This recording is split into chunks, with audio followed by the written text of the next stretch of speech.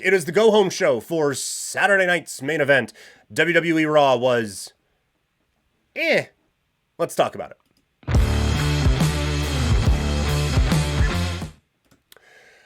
WWE is heading towards Saturday night's main event. The go-home episode of Monday Night Raw definitely happened.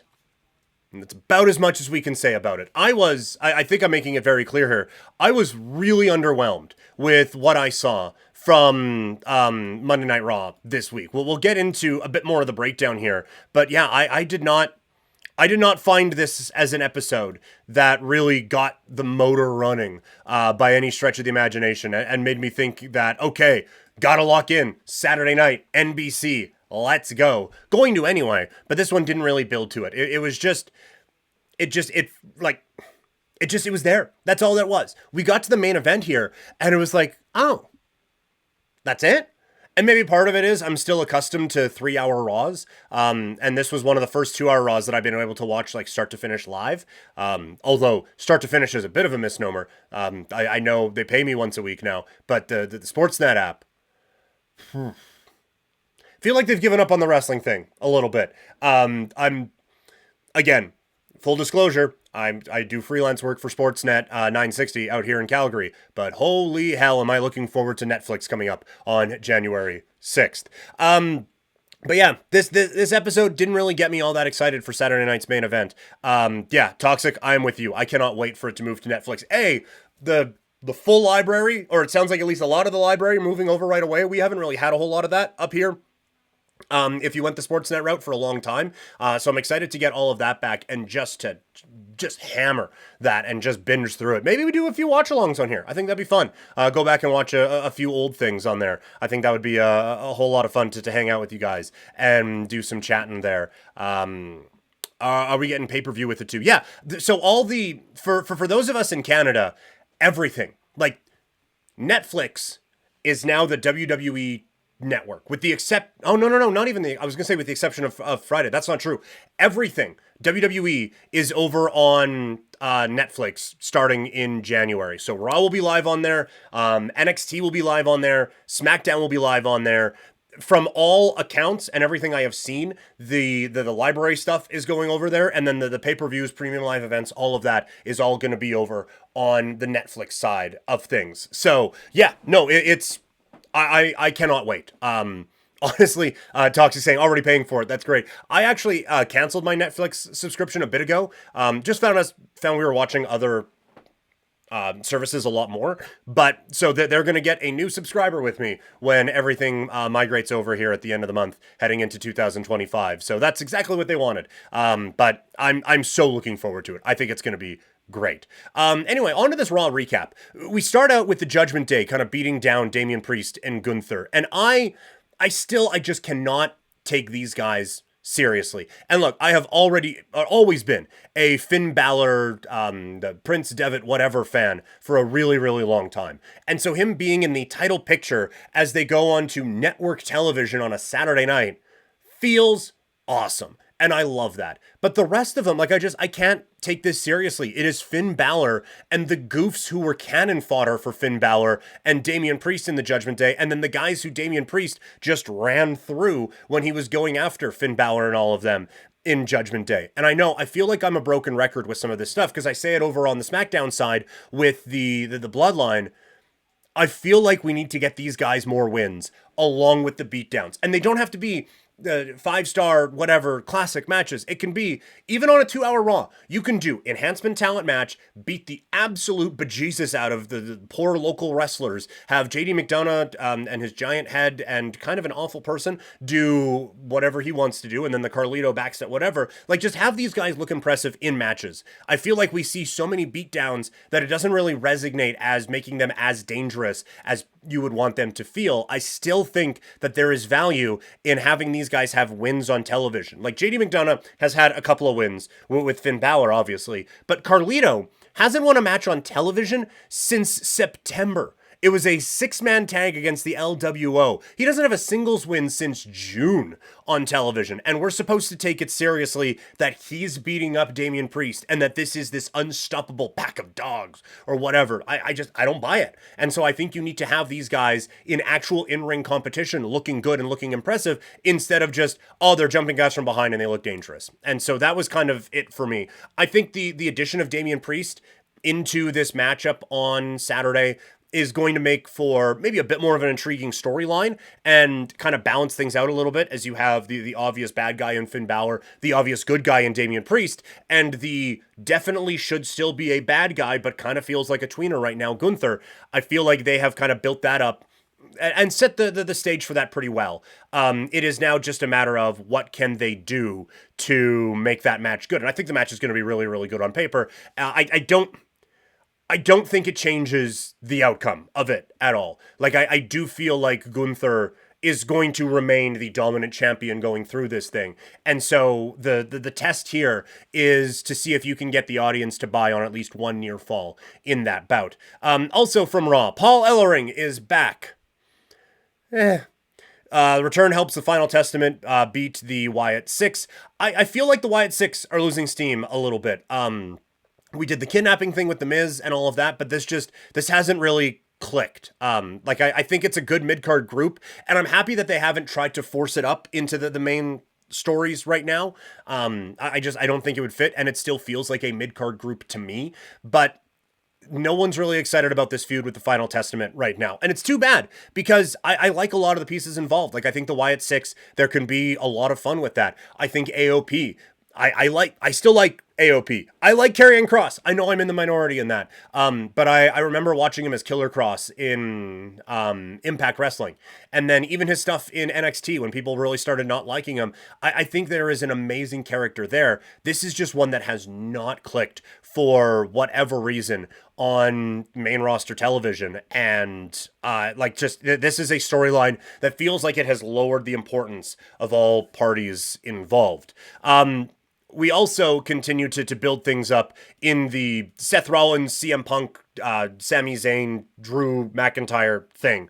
I thought we got good promos this week from Punk, from Seth, and from Sami. I think that you set things up in that rivalry really, really well. And again, I feel like everyone's motivations in this are believable and pretty legitimate. And the reasoning for all of it is sound. I have, like I said, in the past, kind of caution against every storyline being, well, we fought against the bloodline and now you're fighting with the bloodline. And so every feud with someone who was with Roman Reigns has to have that kind of tangled in. I think there's probably ways that you can do that, but right now it does feel just a little bit one note. So that's the one thing I would say on that. But again, I feel like we got good mic work from all of these guys, and the reasoning from everyone seems sound. I don't think anything really advanced this week. I guess maybe the Seth, like, I was the first person you thought of in that. And so the Seth versus Sami thing, you're starting to inch that one a little bit more. But this whole episode of Raw really felt like we need to get to Saturday night's main event. We also have a lot of big things coming up, and we're trying to peak a lot of these into Royal Rumble and then WrestleMania season. And so we don't want to give away too much right now. So this just felt like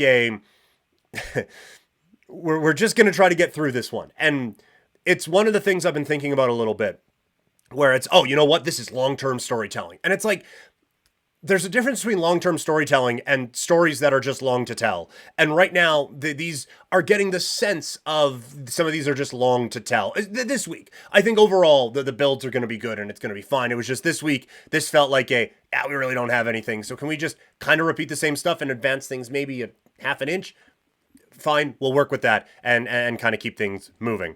Zelina Vega against Ivy Nile against Lyra Valkyria. Again, the crowd didn't really get super into this match. It was a fine match, and I like all competitors. And again, this is what the Intercontinental title is for on the women's side, to give these performers specifically opportunities to grow and to shine and to have some stakes in their matches. The one thing I have cautioned against is just, okay, well, it's an Intercontinental title match, so that's the story. We've seen that doesn't work in the tag team division. You need to actually build up stories involving these performers now and get us to care about them and get us to care about the title as well. And so I think Valkyria was the right one to win this bout and was the right one to kind of get this thing moving a little bit.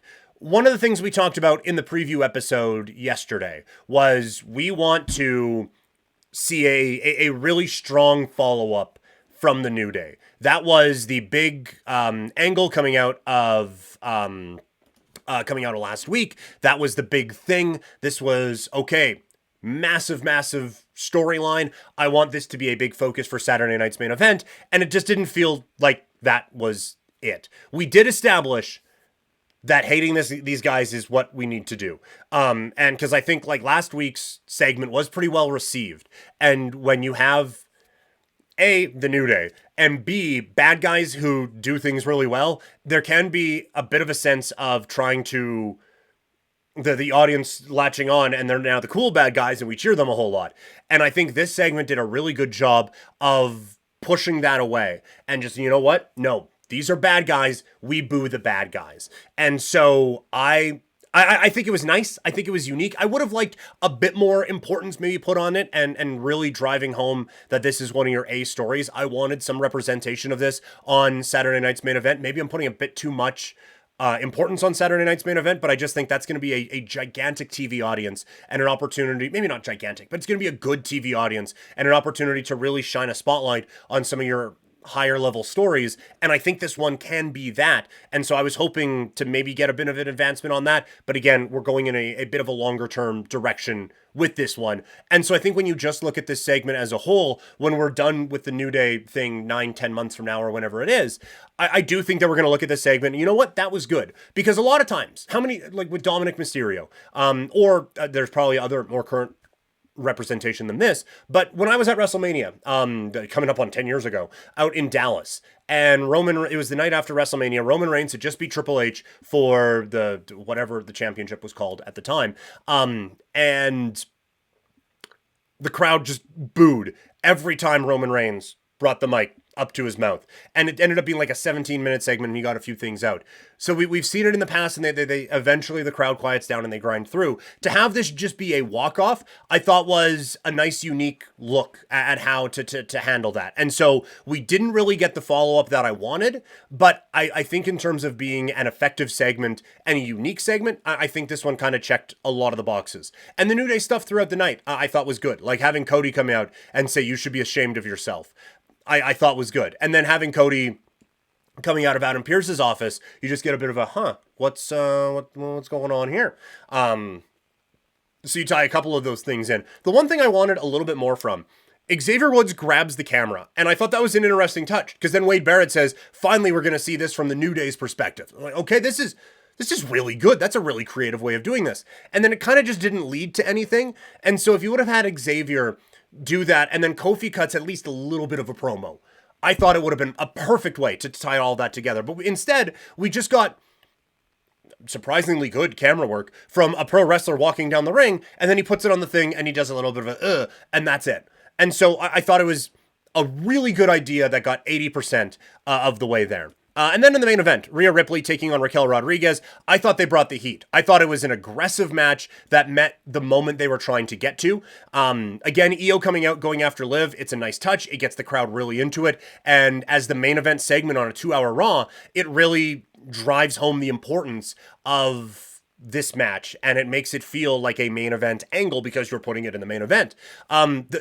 The one thing I didn't love was a stare down at the end with Rhea and Io. I feel like more of the focus should be on Liv right now. Rhea gets focused just on herself, right? Like she passes that airport test that the previous regime wanted, where you just see her on television, you see her in the airport, it's like, you are something. If I've never seen wrestling before, I don't know what you are, but you are famous. I just don't know for what. Rhea passes that. So she doesn't need that kind of spotlight. I feel like it should have been maybe a little bit more focused with Io on Liv. But again, I think it legitimized Io a little bit more, having her in that whole thing.